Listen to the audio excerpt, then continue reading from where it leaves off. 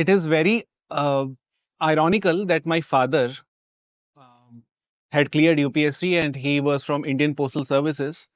But I did not know this until I started preparing for UPSC. I think an aspirant or a student should know their teacher also. कुछ man है जिनको idol man कहा जाता है, tall heighted, handsome, good looking, और कुछ man short heighted, bold, और women में भी एक आइडलाइज करके रखा हुआ है हमने, एसेंशियल ब्यूटी जिसे हम कहते हैं, फेयर, लवली, और सारी women do not fit into this. तो हम बताते हैं gender inequality with in gender भी है। क्वेश्चंस दिए जाते हैं एमसीक्यू सोशियोलॉजी में, और वो कंपटीशन होता है, स्क्रीन पे ही दिख रहा होता है कौन कितना लीड कर रहा है, कितने मार्जिन से। तो बहुत फन एलिमेंट ऐड करता है वो क्लासरूम में, और वो एमसीक्यू एक ऐसी चीज है जो कि लोगों को हेल्प करता है कॉन्सेप्ट को रिटेन करने में भी। This is a new insight for me as well.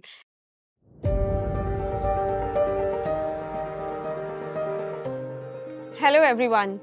Welcome to Podcast with Pooja. So today we are back with another edition of UPSC podcast series, and ever since I've started doing this podcast, I was constantly being asked that when are you talking to Nishad sir? When are you interviewing him? When are you doing the podcast with him? So today my guest is Nishad sir, who is a renowned faculty of sociology and has been mentoring students and guiding them from past few years. Welcome sir to this podcast. Thank you, Pooja. It's a pleasure to be here. Since you are the brand of sociology in this UPSC journey of students, so before I begin this conversation, I just want to shed some light on his illustrious academic background. So, sir has done his BTech from IIT BHU, and later he did his masters in sociology from Delhi School of Economics. And after that, he did his MPhil from JNU in sociology itself. So, sir, you have such a strong academic background in sociology, but you began with doing the BTech. So, I want to know how you took that shift from BTech to sociology, like from the engineering student to humanities student, how that shift came. Well, the basic reason I would say is that I was also preparing for civil services initially, and that was a time when I chose this subject. I had inclination towards this subject, chemistry, initially, but one of my teacher told me not to take chemistry, and then I somehow went through syllabus of sociology. I found interest. I found things which were very fascinating, like religion, politics, economy. So I found everything in one place. So I thought, why should I not go for this? And gradually I developed interest in this subject. And tab jaake I thought ki if I can find interest in this subject, I'm sure many people can find this much interest in this subject, because I was not very much inclined towards humanities initially, but I found it very interesting. So I thought I should share this interest among students equally. And since we are talking about UPSC only, so I want to know about your experience of this preparation. Like, how was you and how was the whole process of preparing for UPSC was yours? Like, I would say that, to be very honest, when I was doing engineering, I had zero idea about UPSC. I had no idea about civil services. Back in those days, people were usually preparing for MBA. So they used to go to different coaching institutions to prepare for CAT examination. I was also one of them. And there were some 3-4 students in my batch who were preparing for civil services.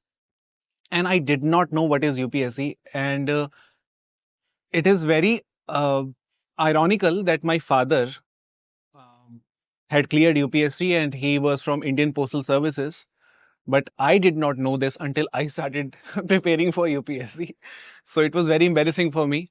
But my father was the biggest role model for me to prepare for this examination, because I had seen that life. तो वो गाड़ियों से उतरना, जिसके ऊपर आजकल रीलें बनती हैं, उस टाइम तो सोचा नहीं था ऐसे रील्स बनती होंगी। उस टाइम तो ब्लू बीकन भी रेड बीकन, हाँ, रेड बीकन होता था उस टाइम पे, और I used to take it for granted. I never thought कि इस पे कभी इतने व्यूज आते हैं, इस पे कभी ऐसे म्यूजिक पीछे बैकग्राउंड में बजेगा और एंट्री निकलेगी स्लो मोशन में. मैं तो फॉर ग्रांटेड लेता था इन चीज़ों को. So since I was always a part of this, I never inquired into this. Just like we are part of society but we don't inquire into society. तो कुछ ऐसा ही था मेरे साथ भी. तो my father was the biggest role model. So sir, since we talk about your journey of UPSC, so sometimes it happens कि आप preparation start करते हैं and some students are able to clear this examination while others do not clear this. So आपको क्या लगता है इसमें what do they get in this preparation? How does it shapes the personality of an individual while they prepare for this? सबसे पहले तो I would say कि इंसान मल्टी डायमेंशनल वे में जो सोचना शुरू करता है ना, कि इस क्वेश्चन में हम ये भी लिख सकते हैं, जेंडर का एंगल आ सकता है, कास्ट का एंगल आ सकता है, इंटरनेशनल रिलेशन का एंगल आ सकता है, इकोनॉमी का एंगल आ सकता है, पॉलिटी का, इस तरह से सोचना, ये शुरू ही बच्चा मुझे लगता है सिविल सर्विस की प्रिपरेशन के टाइम पे करता है। इतना मल्टी डायमेंशनल वे में सोचना is not something that you usually do. Right. So I think this is the best way that one's personality gets shaped, that this preparation helps you to think in multi-dimensional way. And what is the apt time to start preparing for it? I would say जैसे अभी next prelims is going to be held on 26 May. So जो भी students 26 May के examination के लिए prepare कर रहे हैं 2024 cycle के लिए, उनके लिए I would say this is the last opportunity to prepare for this examination, to prepare for this subject sociology. अभी नवंबर में भी हमने एक नया बैच लॉन्च किया है, बहुत अच्छा रिस्पॉन्स है उसके अंदर भी, and I would say that ये लास्ट अपॉर्चुनिटी है।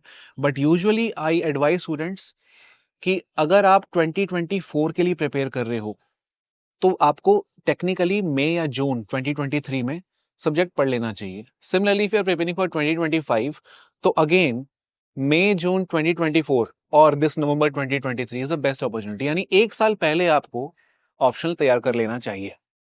So I would say कि after this podcast, after watching this podcast, I know कि you'll have that inclination towards sociology. तो फटाफट अपने admissions लेना because this is the last batch as sir said, last chance रहेगा. So sir, I have seen you like you take so many classes in a day. Now, I've always seen him going from here and there, coming out of the class, going in the class, and then going back to his system. He's working there. So, sir, how do you maintain this energy throughout the day and throughout the week? Because it's not happening कि एक ही दिन class रह रहा है. You are taking classes the whole week. So, कहाँ से वो energy आती है? कहाँ से वो motivation आता है?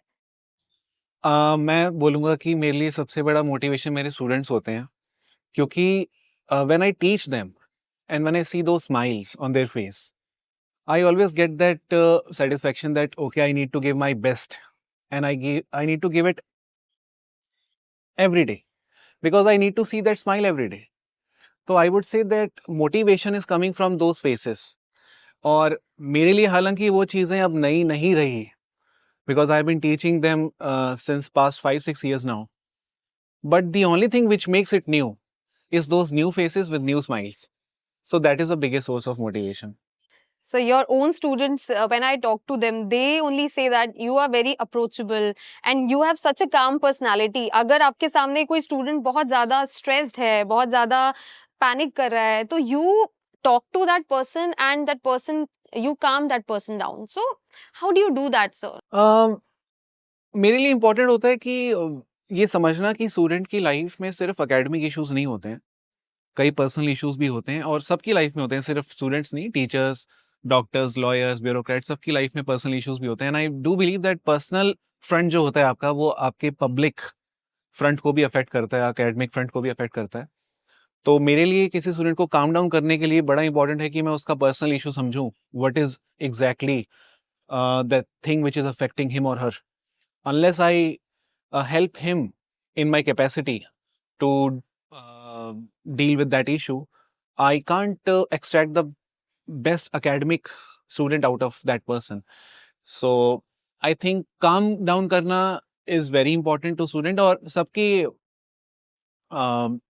एक्साइटमेंट भी बहुत होती है स्टूडेंट्स के अंदर, एंग्जाइटी भी बहुत होती है जब वो नई चीज़ें सुनते हैं, पढ़ते हैं, और एक फियर भी होता है।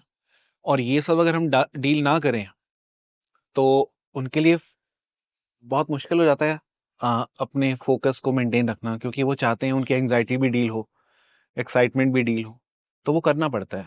And it's important that we don't treat them just as students but as someone who has a lot of expectation and who looks up to many bureaucrats and would be a future bureaucrat.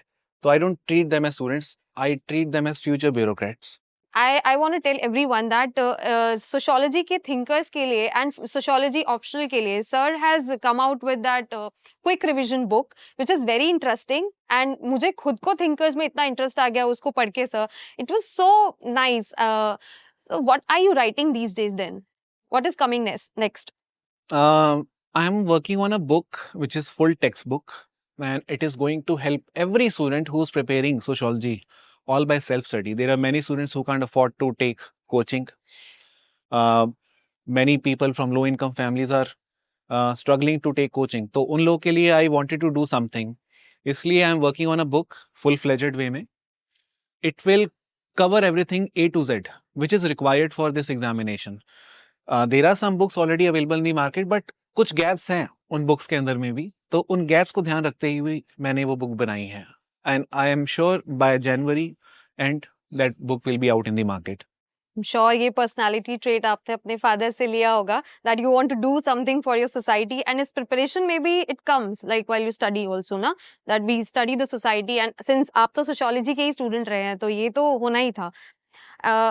I would like to ask you because आप class में इस चीज को interesting कैसे बनाते हैं sociology को because sociology sounds very interesting but sometimes it gets a bit boring I would say. तो वो इंटरेस्ट कैसे डेवलप करते हैं आप स्टूडेंट्स के अंदर? इट इज इम्पोर्टेंट कि हम जब भी कुछ पढ़ें उसकी एक स्टोरी हो. ओके तो सबसे इम्पोर्टेंट तो ना ये होता है कि आप जब भी कुछ पढ़ो उसके साथ कुछ स्टोरी आपको याद रहे. और मैं ये कोशिश करता हूँ कि मैं जब भी कुछ पढ़ाऊँ स्टोरी के साथ बताऊँ. और वो एक बहुत एलिमेंट होता है अपने आप में इम्पोर्टेंट जो कि एक फन ऐड करता है कॉन्सेप्ट में. Second cheese which I do is that I always ensure once we have done 10 or 20-30% of syllabus उसको क्विक रिवाइज करने के लिए हम MCQ को इनकॉर्पोरेट करते हैं क्लास में. तो पूरी क्लास जो होती है वो पार्टिसिपेट करती है अपने मोबाइल फोन्स में. उनका सबका नाम इंडिविजुअली स्क्रीन पे आता है और सब लोग को क्वेश्चंस दिए जाते हैं MCQ सोशोलॉजी में. और वो कंपटीशन होता है स्क्रीन पे ही दिख रहा होता है कौन कितना लीड कर रहा है कितने मार्जिन से. तो बहुत फन एलिमेंट ऐड करता है वो क्लासरूम में. और वो MCQ एक ऐसी चीज़ है जो कि लोगों को हेल्प करता है कॉन्सेप्ट को रिटेन करने में भी. तो आई थिंक ये दो एलिमेंट है जिससे थोड़ा सा क्लास इंटरेस्टिंग हो जाती है. Wow, very interesting. MCQ is not going to leave you. मतलब they'll prepare you for the prelims also. Sociology में भी MCQ आ गया है अभी, which is very interesting, I must say. Sir, I have seen that video of yours, which is a 3-minute video, जो sir का that quick revision book में sir ने एक video बनाया है. I'll put the link here. In that video, I've seen like it is such a nice video. Why don't you try your hand on acting? मेरे लिए inspiration again वो subject ही था और वो स्टूडेंट्स. मैंने कभी एक्टिंग का तो सोचा नहीं बट एग्जाम्पल ज़रूर देता हूँ बॉलीवुड के अपनी क्लास में कई कॉन्सेप्ट को समझाने के लिए because Bollywood is very relatable to students. एक एग्जाम्पल दे दीजिए सर. एक एग्जाम्पल तो मैंने बहुत एग्जाम्पल्स हैं बट मैं बस एग्जाम्पल जैसे क्लास में मैंने कभी बताया था जोकर कैसे बना. ओके. जो बैटमैन मूवी थी उसमें जोकर का रोल दिखाया विलन का. तो रॉबर्ट मर्टन की एक थ्योरी है उसका ज़्यादा मैं डिटेल में नहीं जाना चाहता हूँ कि क्रिमिनल कैसे पैदा होते हैं समाज में और हम किसको क्रिमिनल कहते हैं किसको नहीं. सो जोकर की मूवी के थ्रू मैंने एक्सप्लेन किया था उसको. And I've also heard that you have that good British accent while you do some mimicry in class. So thoda sa please. No, I don't have British accent. No, you bring that while you're mimicking something. हाँ, mimic करने के लिए मैं करता हूँ. Like in one of the class I was talking about how Britishers initially when they wanted to know about Indians, so-called Indians. Okay. So they conducted caste census. तो वो जानना चाहते थे इंडिया में कितने कास्ट के लोग पाए जाते हैं. So they would send their commissioners, census commissioners, to people's home, and those commissioners would ask people, "What's your caste?" So people would say, "Caste क्या होता है?" People did not know initially caste क्या होता है. People knew about jati, they knew about varna, but they had never heard this term caste. But Britishers knew only about caste, and they used to call varna also as caste, jati also as caste. So लोग अपने caste के सवाल पे बहुत कुछ बोलते थे हम मुसलमान जात हैं, हम हिंदू जात हैं, हम सिख जात हैं, ओराव जात हैं, खासी जात हैं। और ब्रिटिशर्स कंफ्यूज होते थे कि हमने तो ब्राह्मण, क्षत्रिय, वैश्य, शूद्र पढ़ा था, ये क्या क्या बोल रहे हैं। तो उस कॉन्टेक्स्ट में मैंने थोड़ा ब्रिटिश एक्सेंट में कभी क्लास में बोलता, बट एक्सेंट ब्रिटिश नहीं है, सिर्फ मिमिक किया था मैंने। But it's nice. कास्ट और जाति ये सब हम जीएस में भी पढ़ते हैं, लाइक जीएस 1 में we do have this topic also.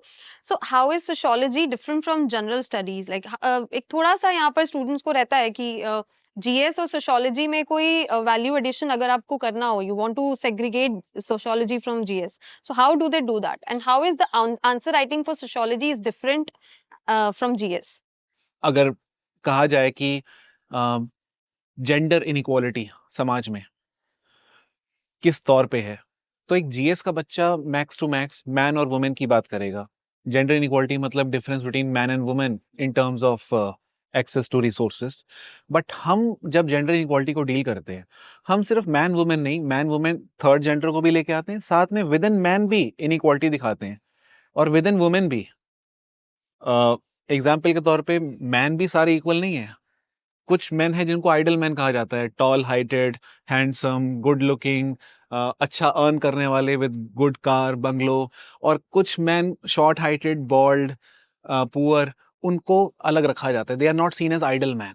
और वुमेन में भी एक आइडलाइज करके रखा हुआ है हमने, इसेंशियल ब्यूटी जिसे हम कहते हैं, फेयर, लवली, स्लिम, ब्यूटीफुल, ये एक पिक्चर बना के रखी है समाज में। Yeah. और सारी women do not fit into this.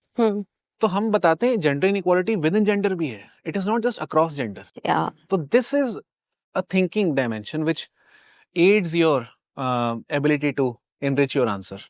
This is a new insight for me as well. So, sir, other than teaching sociology, I think an aspirant or a student should know their teacher also. Because अगर teacher को student को जानना जरूरी है, तो student को भी उसी तरह से टीचर को जानना जरूरी है. So, what are your hobbies? What do you like doing other than this? Other than teaching ज़्यादा टाइम मिलता नहीं है, बट फिर भी जितना मिलता है टाइम, उसमें I like playing guitar, singing भी कभी कभी कर लेता हूँ, और कभी कभी आई रीड बुक्स। और थोड़ी ऐसी लोकेशन मेरे को अच्छी लगती है, ऐसी जगह में पढ़ना बड़ा अच्छा लगता है, एकदम नेचुरल सेटिंग की लाइब्रेरी होती है ये, पीस होता है एंड लोग आ रहे जा रहे हैं लेकिन पता नहीं चलता, but I like spending time like this personally. So, sir, since you said that you told us that you live in Delhi, you have your family in Delhi only, but there are students, most of the students who have come from different states, they don't have their families here, and in this preparation, they do feel that stress. So, how should they handle this stress? And is it very important to come to Delhi to prepare for this exam? No, I would not say कि it is really important to come to Delhi. Like I remember when I was preparing for IIT in my class 11th, people used to say कि कोटा जाना is important. But मेरी तैयारी IIT की चंडीगढ़ में ही मैंने करी थी। तो I would say place is not important, जितना इम्पॉर्टेंट है आपकी विल पावर और वो मोटिवेशन और वो टीचर और एक अच्छा गाइड। तो मुझे वो चंडीगढ़ में मिल गया, वो इकोसिस्टम, वो टीचर, वो मोटिवेशन और विल पावर, सब कुछ चंडीगढ़ में मुझे मिल गया, इसलिए मेरे को कभी कोटा जाने की ज़रूरत फील नहीं हुई। Similarly those students who have strong will power, motivation and अच्छा मेंटोर उनके पास अवेलेबल है, तो आई वुड से घर से ही आप तैयारी कर सकते हो। और आज की डेट में तो so many online sources are available and we also have our own online courses. और कई स्टूडेंट्स ऑनलाइन ही इनरोल भी करते हैं हमारे सोशियोलॉजी क्लास में भी। और जब तक वो गैप उनको फील नहीं हो रहा, तब तक आई वुड से ऑनलाइन और offline does not matter. Yeah, I agree. So in this podcast, we have this myths and misconceptions ka segment wherein I'll be asking, I'll be telling sir a few myths related to UPSC in general and sociology in particular. So I want you to talk about those myths and misconceptions. Beginning with sociology only, like it is said that it is very easy to complete sociology in 2-3 months. So how do you see it? नहीं, ये तो बहुत ही बेकार myth है। मैं बोलूँगा कि ऐसा कुछ नहीं है, 2-3 मंथ्स में कुछ भी नहीं होता। इनफैक्ट पॉलिटी जैसे सब्जेक्ट भी लोग कई बार 1-1 साल पढ़ते हैं, जिसका वेटेज उतना ज़्यादा नहीं है जीएस में। प्रीलिम्स में हार्डली 20 मार्क्स का और मेंस में हार्डली 100 मार्क्स का, उसको भी लोग एक एक साल पढ़ते हैं, तो सोशियोलॉजी तो ऑप्शनल है। तो आई वुड से कि जो भी इंसान ऑप्शनल की तैयारी कर रहा है उसको मान के चलना चाहिए कि 5 मंथ्स तो उसके जाने ही जाने हैं मिनिमम, वो भी। और अगर वो 3 मंथ्स में कंप्लीट कर रहा है तो कहीं ना कहीं वो बहुत चीज़ें मिस कर रहा है। तो आई वुड से ये तैयारी आप लाइफ में एक ही बार करते हो और हर कोई चाहता है एक ही बार करे, बार बार ना करें। तो बेटर है एक गो में टाइम अच्छा दे दो, बजाय कि आप शॉर्टकट्स में जाओ। तो यही मेरी एडवाइस होगी, 5 मंथ्स तो आप ज़रूर दो। Okay, sir, next would be that it is said that sociology is such an easy subject. It's such an easy optional. बहुत ज़्यादा GS से relate करता है. So you don't need to learn much. ऐसा बहुत क्या ऐसा है क्या? ईजी है डेफिनेटली, उसमें कोई शक नहीं है। वेरी रिलेटेबल, ईजी से भी ज़्यादा I would say relatable.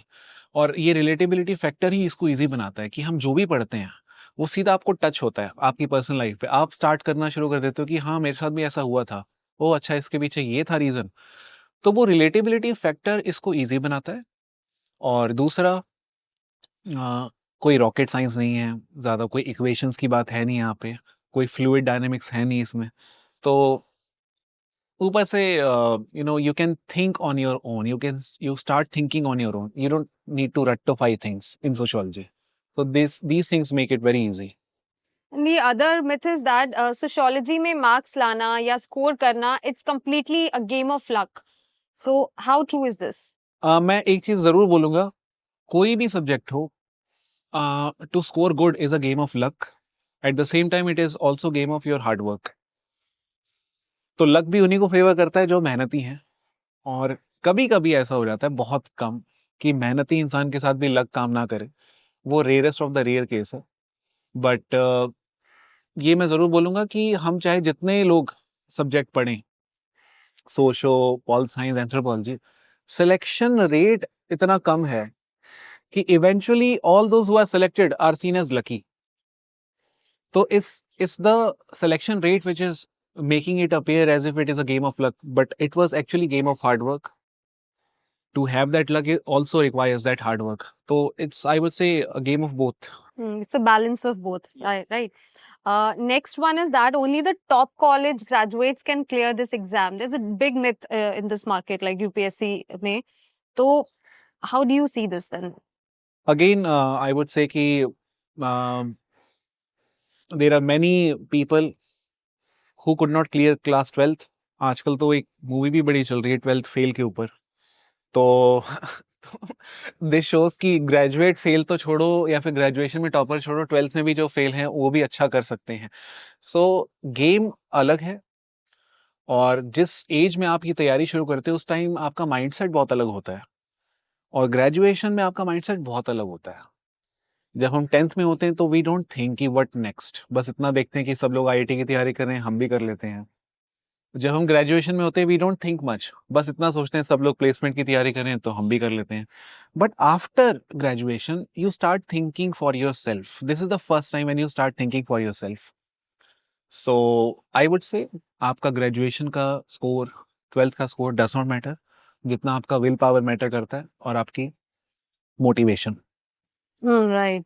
So there's a next one is that there's a hell lot of answer writing involved in sociology, and I've heard that it is easier to understand but equally tough to write.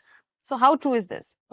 Yes, I would say partially true but partially wrong also. Reason being, tough किस चीज को कहा जाता है, वो language. I would say आप कोई भी सब्जेक्ट पढ़ोगे आपको एक लैंग्वेज डेवलप करनी पड़ती है। जब हम इकोनॉमिक्स पढ़ते हैं तो भी हमें लैंग्वेज डेवलप करनी पड़ती है। तो हम मनी की जगह फाइनेंस वर्ड यूज करना शुरू करते हैं, मॉनेटरी वर्ड यूज करना शुरू कर देते हैं। हम सिर्फ कैश, जैसे हम बोलते हैं बचपन में कैश या रुपीज, उसकी जगह हम मॉनेटरी, फिस्कल, ये सब बोलना शुरू करते हैं। तो उसकी भी अपनी वोकैबुलरी है। वैसे ही पॉलिटी में भी हम प्रेसिडेंशियल वर्ड यूज करना शुरू करते हैं, जुरिस्डिक्शन यूज करना शुरू करते हैं, हायरार्की यूज करना शुरू करते हैं। तो ऐसे वर्ड्स हैं हर सब्जेक्ट के, सोशियोलॉजी के भी अपने हैं, मार्क्सिज्म है, फेमिनिज्म है। बट एक बार अगर आप इनसे इंट्रोड्यूस हो जाओ तो आपको लगेगा कि यार ये तो बहुत फेमिलियर है। तो आई वुड से कि बस ये ऊपर से फ्लैशी फ्लैशी हैं वर्ड्स, बट अंदर डीप डाउन ये बहुत रिलेटेबल हैं। Ah, right. So, this the next myth is like you'll completely, I think, relate to it since you are a son of a bureaucrat. So you must be knowing it that we hear that life of a bureaucrat is such lavish life. Initially, आपने थोड़ा बताया भी हमको. तो it is life will be very easy once you become bureaucrat. So how do you see that? Is it really a myth या इसमें भी कुछ challenges involved हैं once you become the bureaucrat? Challenges life में I would say हर जगह होते हैं, और मैंने अपने फादर को भी देखा है चैलेंजेस फेस करते हुए. हर सर्विस में अपने अपने लेवल के चैलेंजेस हैं, और वो चैलेंज आपको और रिफाइन करते हैं एज अ पर्सन. और वो चैलेंज आई वुड से कभी भी ख़त्म नहीं होंगे, और चैलेंज ख़त्म हो जाएगा ना तो आपकी लाइफ भी बहुत बोरिंग हो जाएगी. I think challenge keeps you going as a person and helps you develop as a mature person. You come out as very strong person and very disciplined and very strong-headed person once you uh, confront challenges. But if you escape challenges, चाहे आप scientist हो, engineer हो, bureaucrat हो, then you will not be seen as an ideal person in life. You will always be excluded, isolated. But strong headed होना challenges के through ही बनते हैं, and father के अपने चैलेंजेस से सबकी लाइफ में होते हैं. So through you, I would like to tell that bureaucracy or bureaucrats are not only about the music, background music being played. It is more than that, right? So, sir, since we are coming towards the end of this conversation, I just want to know that you used it. You used a term in your video wherein you was talking about consistency personified, and with Abhinav Jain, sir. So I want to know, like the term, I found that term so interesting. I want to know, sir, what does this mean? Like personifying a particular quality. It only means that you see in that person what you see in that word. तो that term, somehow that phrase, उस phrase का example बन गया था अभिनव जैन. तो इसलिए it was very helpful for me to relate that word to Abhinav Jain and to say that he is actually consistency personified. क्योंकि वो आदमी हर टेस्ट को रिलीजियसली सेंटर पे आके देता था, चाहे रात के 8 बज जाएं. कभी कभी तो हमको सेंटर क्लोज करना होता था, तो उसको बोलते थे कि कितना टाइम और, तो हम उसका वेट करते थे, और उसके ख़त्म होने पे ही हम सेंटर क्लोज करते थे कई बार.